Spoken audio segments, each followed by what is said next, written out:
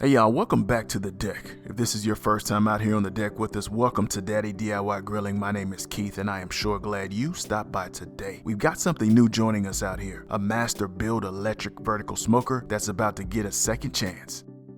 The smoker was in a family member's garage just collecting dust. We've decided to bring it home, clean it up, and see what kind of life we can breathe back into it. Sometimes the best projects are the ones that just find their way to you. If you've been part of this community for a while, you know how we get down out here. We're charcoal people. We love the art of fire management, understanding the coals, learning how heat moves, and finding the perfect balance between patience and purpose. That's the heart of what we do. But every tool's got something to teach us if we're willing to listen. And that's exactly what this new journey is about.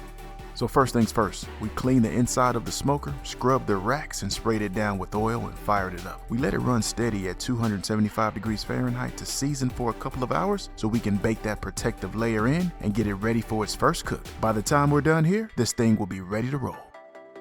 And the first cook, we've already picked up some chicken leg quarters, and that's where the real test begins. We know what kind of skin and flavor we can get off our charcoal grill. That clean bite through, perfectly rendered skin we chase every time. But can an electric smoker do that? Most folks say the humidity makes it tough and that lower temperatures lead to rubbery chicken and soft skin. So we're gonna find out together, and we'll see just how close this thing can get to what we know the fire can do. This is the start of something new for the channel, a mini series where we'll explore vertical and electric smokers, learn how they work, and figure out how to get the most out of them. Every grill teaches us something, and this was going to teach us about control, consistency, and how environment shapes flavor. And while we're learning, we love to hear from you. If you've got any experience with a Masterbuilt or any kind of vertical or electric smoker, drop your thoughts down below. Your wins, your struggles, and your go-to tips. Let's help each other level up.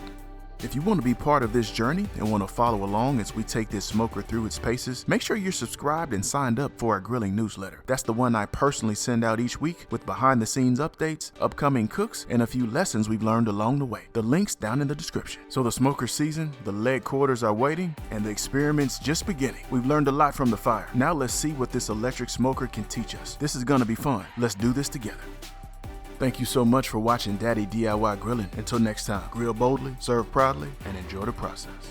I want to give a big shout out to our channel members. It's because of your generous support that we're able to keep creating and sharing these grilling resources. You're a huge part of this community, and we couldn't do it without you.